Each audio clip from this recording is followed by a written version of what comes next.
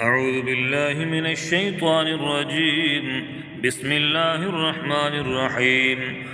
الحمد لله الذي أنزل على عبده الكتاب ولم يجعل له عوجا قيما لينذر بأسا شديدا من لدنه ويبشر المؤمنين الذين يعملون الصالحات أن لهم أجرا حسنا ماكثين فيه أبدا وينذر الذين قالوا اتخذ الله ولدا ما لهم به من علم ولا لآبائهم كبرت كلمة تخرج من أفواههم إن يقولون إلا كذبا فلعلك باخع نفسك على آثارهم إن لم يؤمنوا بهذا الحديث أسفا إنا جعلنا ما على الأرض زينة لها لنبلوهم أيهم أحسن عملا وإنا لجاعلون ما عليها صعيدا جرزا أم حسبت أن أصحاب الكهف والرقيم كانوا من آياتنا عجبا إذ أوى الفتية إلى الكهف فقالوا ربنا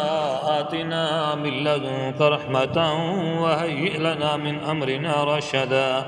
فضربنا على آذانهم في الكهف سنين عددا ثم بعثناهم لنعلم أي الحزبين أحصى لما لبثوا أمدا نحن نقص عليك نبأهم بالحق إنهم فتية آمنوا بربهم وزدناهم هدى وربطنا على قلوبهم إذ قاموا فقالوا ربنا رب السماوات والأرض لن ندعو من دونه إلها لقد قلنا إذا شططا هؤلاء قوم اتخذوا من دونه آلهة لولا يأتون عليهم بسلطان بين فمن أظلم ممن افترى على الله كذبا وإذ اعتزلتموهم وما يعبدون إلا الله فأووا إلى الكهف ينشر لكم ربكم من رحمته ويهيئ لكم من أمركم مرفقا وترى الشمس إذا طلعت تزاور عن كهفهم ذات اليمين وإذا غربت تقرضهم ذات الشمال وهم في فجوة منه ذلك من آيات الله من يهد الله فهو المهتد ومن يضلل فلن تجد له وليا مرشدا وتحسبهم أيقاظا وهم رقود ونقلبهم ذات اليمين وذات الشمال وكلبهم باسط ذراعيه بالوصيد لو اطلعت عليهم لوليت منهم فرارا ولملئت منهم رعبا وكذلك بعثناهم ليتساءلوا بينهم قال قائل منهم كم لبثتم قالوا لبثنا يوما أو بعض يوم قالوا ربكم أعلم بما لبثتم فابعثوا أحدكم بورقكم هذه إلى المدينة فلينظر أيها أزكى طعاما فليأتكم برزق منه وليتلطف ولا يشعرن بكم أحدا إنهم إن يظهروا عليكم يرجموكم أو يعيدوكم في ملتهم ولن تفلحوا إذا أبدا وكذلك أعثرنا عليهم ليعلموا أن وعد الله حق وأن الساعة لا ريب فيها إذ يتنازعون بينهم أمرهم فقالوا بنوا عليهم بنيانا ربهم أعلم بهم قال الذين غلبوا على أمرهم لنتخذن عليهم مسجدا سيقولون ثلاثة رابعهم كلبهم ويقولون خمسة سادسهم كلبهم رجما بالغيب ويقولون سبعة وثامنهم كلبهم قل ربي أعلم بعدتهم ما يعلمهم إلا قليل فلا تمار فيهم إلا مراء ظاهرا ولا تستفت فيهم منهم أحدا ولا تقولن لشيء إني فاعل ذلك غدا إلا أن يشاء الله واذكر ربك إذا نسيت وقل عسى أن يهديني ربي لأقرب من هذا رشدا ولبثوا في كهفهم 300 سنين وازدادوا 9 قل الله أعلم بما لبثوا له غيب السماوات والأرض أبصر به وأسمع ما لهم من دونه من ولي ولا يشرك في حكمه أحدا واتل ما أوحي إليك من كتاب ربك لا مبدل لكلماته ولن تجد من دونه ملتحدا واصبر نفسك مع الذين يدعون ربهم بالغداة والعشي يريدون وجهه ولا تعد عيناك عنهم تريد زينة الحياة الدنيا ولا تطع من أغفلنا قلبه عن ذكرنا واتبع هواه وكان أمره فرطا وقل الحق من ربكم فمن شاء فليؤمن ومن شاء فليكفر إنا أعتدنا للظالمين نارا أحاط بهم سرادقها وإن يستغيثوا يغاثوا بماء كالمهل يشوي الوجوه بئس الشراب وساءت مرتفقا إن الذين آمنوا وعملوا الصالحات إنا لا نضيع أجر من أحسن عملا أولئك لهم جنات عدن تجري من تحتهم الأنهار يحلون فيها من أساور من ذهب ويلبسون ثيابا خضرا من سندس واستبرق متكئين فيها على الأرائك نعم الثواب وحسنت مرتفقا واضرب لهم مثل الرجلين جعلنا لأحدهما جنتين من أعناب وحففناهما بنخل وجعلنا بينهما زرعا كلتا الجنتين آتت أكلها ولم تظلم منه شيئا وفجرنا خلالهما نهرا وكان له ثمر فقال لصاحبه وهو يحاوره أنا أكثر منك مالا وأعز نفرا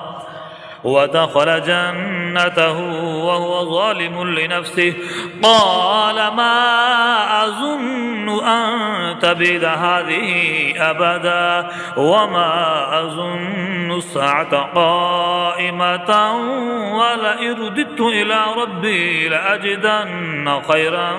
منها منقلبا قال له صاحبه وهو يحاوره أكفرت بالذي خلقك من تراب ثم من نطفة ثم سواك رجلا لكن هو الله ربي ولا أشرك بربي أحدا ولولا إذ دخلت جنتك قلت ما شاء الله لا قوة إلا بالله إن ترني أقل منك مالا وولدا فعسى ربي أن يؤتيني خيرا من جنتك ويرسل علي حسبانا من السماء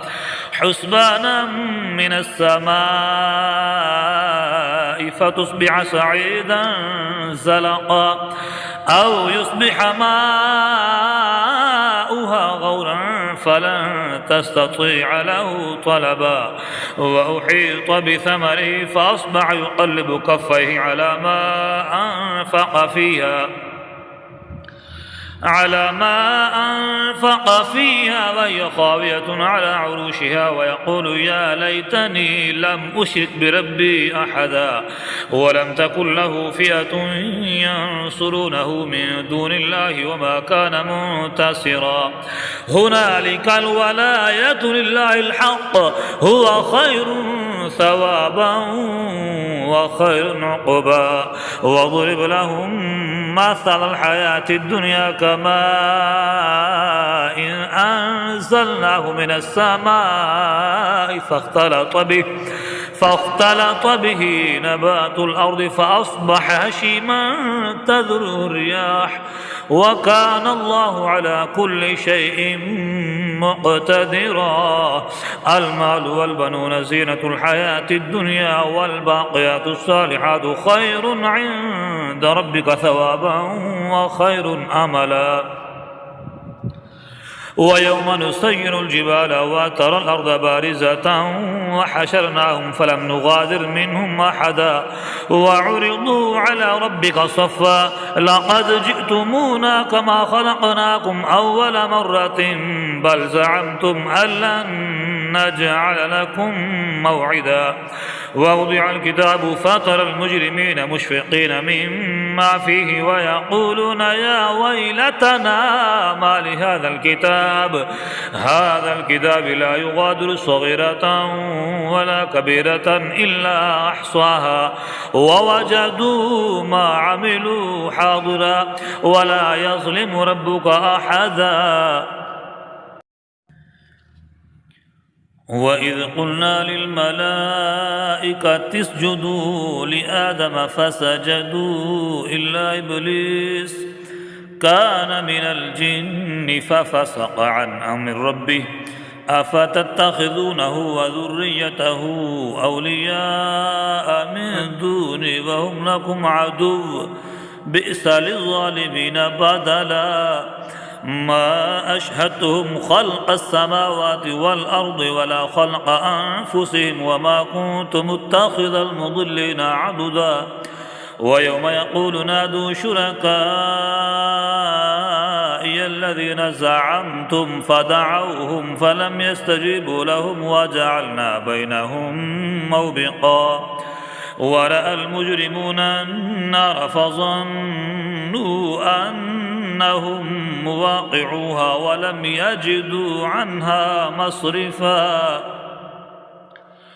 ولقد صرفنا في هذا القرآن للناس من كل مثل وكان الإنسان أكثر شيء جدلا وما منع الناس أن يؤمنوا إذ جاءهم الهدى ويستغفروا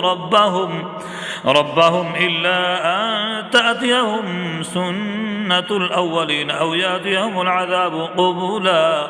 وما نرسل المرسلين إلا مبشرين ومنذرين ويجادل الذين كفروا بالباطل ليدحدوا به الحق واتخذوا آياتي وما أنذروا هزوا ومن أظلم ممن ذكر بآيات ربه فأعرض عنها ونسي ما قدمت يداه إنا جعلنا على قلوبهم أكنة أن يفقهوا وفي آذانهم وقرا وإن تدعوهم إلى الهدى فلن يهتدوا إذا أبدا وربك الغفور ذو الرحمة لو يؤاخذهم بما كسبوا لعجل لهم العذاب بل لهم موعد لن يجدوا من دونه موئلا وتلك القرى أهلكناهم لما ظلموا وجعلنا لمهلكهم موعدا وإذ قال موسى لفتاه لا أبرح حتى أبلغ مجمع البحرين أو أمضي حقبا فلما بلغا مجمع بينهما نسيا حوتهما فاتخذ سبيله في البحر سربا فلما جاوزا قال لفتاه آتنا غداءنا لقد لقينا من سفرنا هذا نصبا قال أرأيت إذ أوينا إلى الصخرة فإني نسيت الحوت وما أنسانيه إلا الشيطان أن أذكره واتخذ سبيله في البحر عجبا قال ذلك ما كنا نبغي فارتد على آثارهما قصصا فوجدا عبدا من عبادنا آتيناه رحمة من عندنا وعلمناه من لدنا علما قال له موسى هل أتبعك على أن تعلمني مما علمت رشدا قال إنك لن تستطيع معي صبرا وكيف تصبر على ما لم تحط به خبرا قال ستجدني إن شاء الله صابرا ولا أعصي لك أمرا قال فإن اتبعتني فلا تسألني عن شيء حتى أحدث لك منه ذكرا فانطلقا حتى إذا ركبا في السفينة خرقها قال أخرقتها لتغرقها لا لقد جئت شيئا إمرا قال ألم قل إنك لن تستطيع معي صبرا قال لا تؤاخذني بما نسيت ولا ترهقني من أمري عسرا فانطلقا حتى إذا لقيا غلاما فقتله قال أقتلت نفسا زكية بغير نفس لقد جئت شيئا نكرا قال ألم أقل لك إنك لن تستطيع معي صبرا قال إن سألتك عن شيء بعدها فلا تصاحبني قد بلغت من لدني عذرا فانطلقا حتى إذا أتيا أهل قرية استطعما أهلها فأبوا أن يضيفوهما فوجدا فيها جدارا يريد أن ينقض فأقامه قال لو شئت لاتخذت عليه أجرا قال هذا فراق بيني وبينك سأنبئك بتأويل ما لم تستطع عليه صبرا أما السفينة فكانت لمساكين يعملون في البحر فأردت أن أعيبها وكان وراءهم ملك يأخذ كل سفينة غصبا وأما الغلام فكان أبواه مؤمنين فخشينا أن يرهقهما طغيانا وكفرا فأردنا أن يبدلهما ربهما خيرا منه زكاة وأقرب رحما وأما الجدار فكان لغلامين يتيمين في المدينة وكان تحته كنز لهما وكان أبوهما صالحا فأراد ربك أن يبلغا أشدهما ويستخرجا كنزهما رحمة من ربك وما فعلته عن أمري ذلك تأويل ما لم تسطع عليه صبرا ويسألونك عن ذي القرنين قل سأتلو عليكم منه ذكرا إنا مكنا له في الأرض وآتيناه من كل شيء سببا فأتبع سببا حتى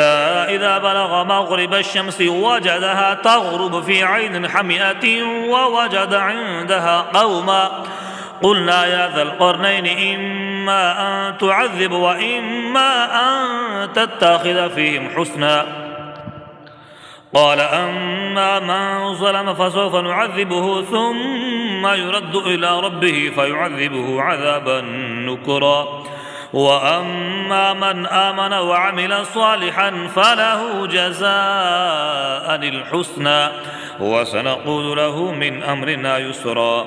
ثم أتبع سببا حتى إذا بلغ مطلع الشمس وجدها تطلع على قوم لم نجعل لهم من دونها سترا كذلك وقد أحطنا بما لديه خبرا ثم أتبع سببا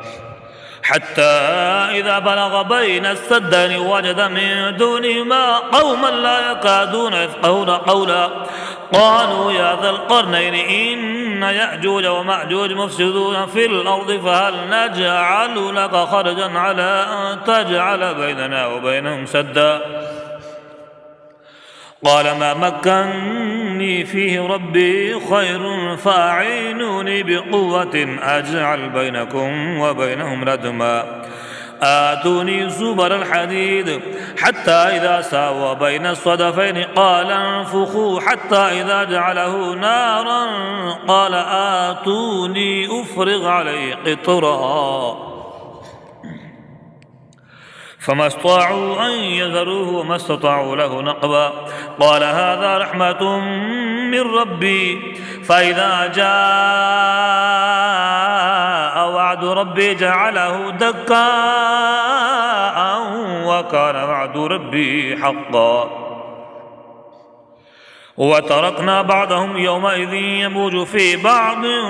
ونفخ في الصور فجمعناهم جمعا وعرضنا جهنم يومئذ للكافرين عرضا الذين كانت أعينهم في غطاء عن ذكري وكانوا لا يستطيعون سمعا أفحسب الذين كفروا أن يتخذوا عبادي من دوني أولياء إنا أعتدنا جهنم للكافرين نزلا قل هل ننبئكم بالأخسرين أعمالا الذين ضل سعيهم في الحياة الدنيا وهم يحسبون أنهم يحسنون صنعا أولئك الذين كفروا بآيات ربهم ولقائه فحبطت أعمالهم فلا نقيم لهم يوم القيامة وزنا ذلك جزاؤهم جهنم بما كفروا واتخذوا آياتي ورسلي هزوا